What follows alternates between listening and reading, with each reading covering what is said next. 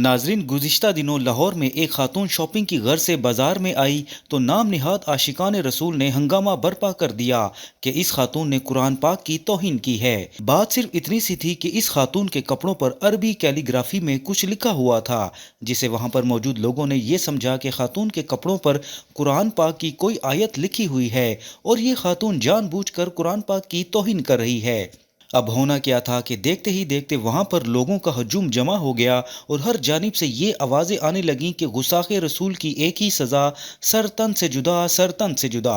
उस नाम निहाद आशिकाने रसूल के फितने से बचाने के लिए कुछ लोग इस औरत को एक दुकान में ले गए, लेकिन हैरानकुन बात यह हुई कि जब वो खातून दुकान में बैठी तो कुछ जाहिलों ने इसे बैठने से भी मना कर दिया, क्योंकि अगर वो खातून उन्हीं कपड़ों में बैठती है तो इन जाहिलों के मुताबिक वो कुरान पाक पर बैठी है।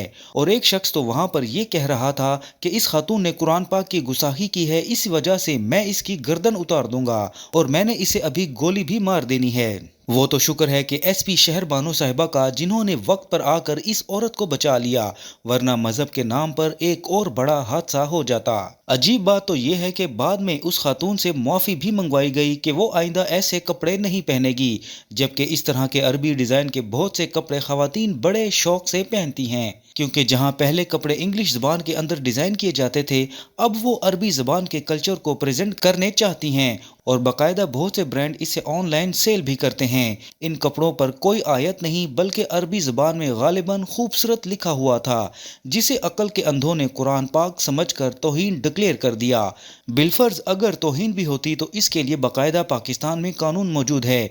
कानून होने के बावजूद इस औरत का सर तन से जुदा करने का नारा लगाना और एक्स्ट्रा जुडिशल एक्टिविटीज परफॉर्म करने की कोशिश करना इस्लाम के बिल्कुल खिलाफ है। अगर खुदा न ख्वास्ता वहां पर कुछ संजीदा लोग मौजूद ना होते तो इन नाम निहाद आशिकान रसूल ने तो इस खातून को कत्ल कर देना था।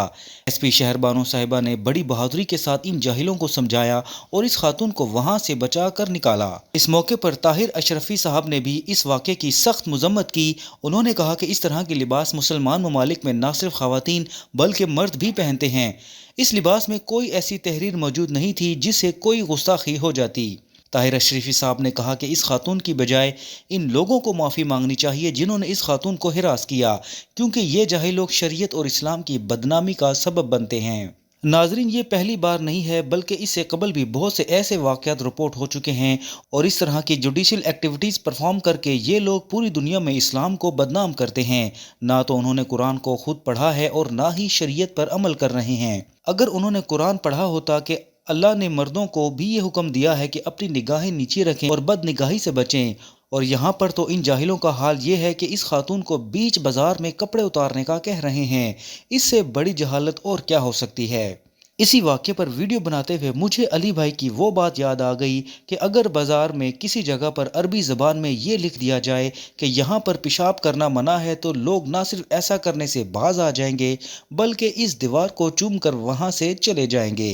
बांग्लादेश में उन्होंने देखा कि जनाब ये तो लोग बाजी नहीं आते, फिर उन्होंने क्या किया कि कुरान के रस्म खत में ना उन्हीं दीवारों के ऊपर ना लिख दिया कि यहाँ पेशाब करना मना है, लेकिन वो लगता था कि कुरान की आयत लिखी हुई है। जाहिर मुसलमान तो पता ही ना कुरान अंदर के लिए है।